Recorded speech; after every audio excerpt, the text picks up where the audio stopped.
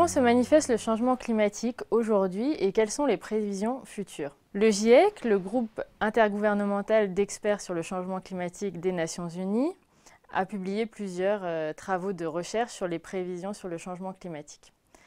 La première prévision concerne la hausse des températures. Le réchauffement climatique se traduit à l'heure actuelle par une augmentation de la température de 0,85 degrés entre 1880 et 2012. Et ce qui nous attend, c'est vraiment un réchauffement de plus en plus fort.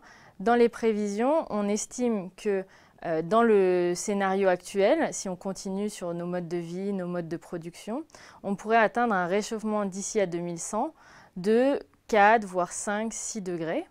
Au contraire, si on change nos modes de vie et nos modes de production, on pourrait rester sur une trajectoire de réchauffement d'ici à la fin du siècle de 1,5 à 2 degrés. Il y a aussi d'autres conséquences que la hausse de la température. On parle aussi de l'augmentation du niveau de la mer. On a constaté une hausse déjà en 2012 de 20 cm du niveau de la mer depuis 1900. Et on estime que d'ici à 2100, on pourrait avoir une hausse du niveau de la mer comprise entre 20 et 80 cm. Certaines prévisions parlent aussi de 1 mètre. Et ce qui est important de savoir, c'est qu'entre 2007 et 2014, les scientifiques se sont accordés pour dire que l'augmentation du niveau de la mer sur les tendances actuelles serait plus fort que prévu.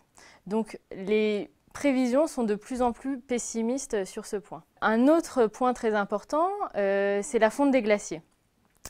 En effet, toutes les prévisions s'accordent à dire que la fonte des glaciers pourrait être très importante. Dans le meilleur des cas, on pourrait avoir une fonte des glaciers de plus de 50% d'ici à la fin du siècle, d'ici à 2100. Et dans le pire des cas, on est sur une trajectoire de fonte des glaciers à plus de 90% d'ici à 2100. Enfin, quatrième impact majeur sur l'environnement du changement climatique est peut-être moins flagrant, mais traite de la variabilité du régime des pluies.